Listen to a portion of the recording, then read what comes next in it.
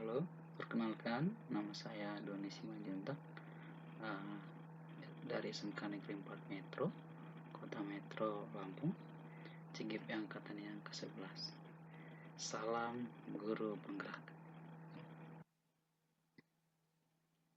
Di sini saya akan memaparkan koneksi antar materi atau kesimpulan dan refleksi dari pemikiran Ki Hajar Dewantara untuk modul 1.1.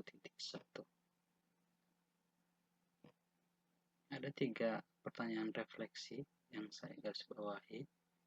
Yang pertama, apa yang saya percaya tentang murid dan pembelajaran di kelas sebelum saya mempelajari modul 1.1. Yang kedua, apa yang berubah dari pemikiran atau perilaku saya setelah mempelajari modul 1.1.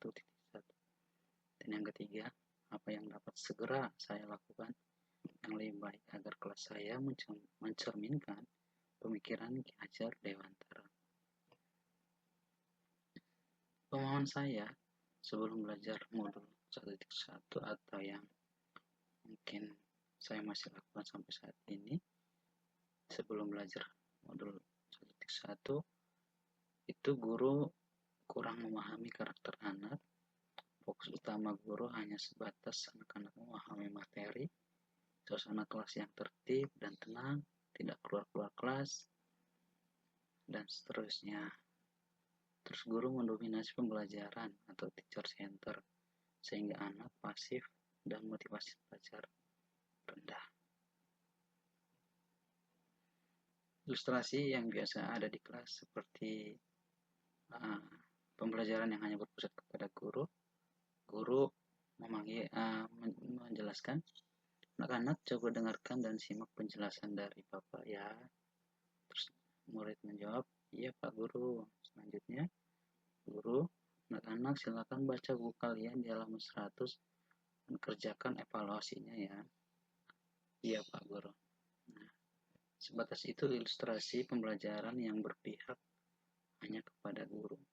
Ilustrasi pembelajaran tadi itu merupakan pembelajaran yang hanya berpusat kepada guru atau teacher center, di mana membuat guru menjadi pusat perhatian dalam proses pembelajaran. Menurut pemikiran Ki Hajar Dewantara dari modul 1.1, perilaku dan pemikiran saya, yang pertama itu guru bukan merupakan satu-satunya sumber belajar. Yang kedua, pembelajaran berpihak harus kepada anak atau student center. Terus menghargai setiap karakteristik belajar anak.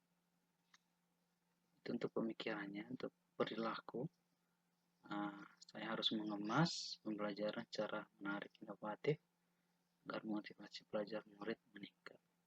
Memberikan kebebasan kepada murid untuk menyelesaikan tugas sesuai dengan minat, bakat, dan kreativitasnya masing-masing.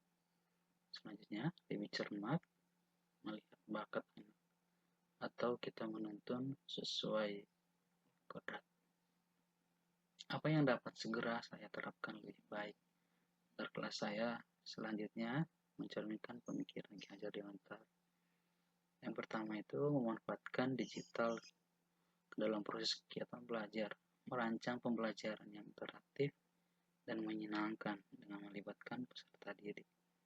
Menerapkan konsep merdeka belajar dengan mengintegrasikan setiap pembelajaran dengan pencapaian profil pelajar Pancasila. Menerapkan pembelajaran berbasis kearifan lokal dan budaya setempat. Pembelajaran yang sesuai dengan kodrat alam dan zaman. Menerapkan sistem AMONG, pendidikan yang menuntun, bukan menuntut. Kesimpulan dari pemikiran Ki Hajar Dewantara, dari semua hubungan antar materi, bisa saya tarik kesimpulan, di sana pendidikan adalah menuntun anak sesuai dengan minat dan bakatnya. Terus yang kedua, pendidikan bukan hanya ilmu akademis saja, namun perlu penanaman budi pekerti yang baik. Yang ketiga, pendidikan sejatinya berhamba pada murid. Pendidikan berhamba atau berpihak kepada murid Maksudnya adalah pendidikan yang berpusat kepada anak dan juga memberikan pelayanan penuh pada anak sesuai dengan kebutuhannya. Strategi yang dapat dilakukan dalam pendidikan berhamba kepada anak, kita harus mengenal dan memahami setiap anak. Kemudian menggunakan pendekatan yang reduktif dan mendorong keterlibatan anak untuk aktif dalam proses pembelajaran.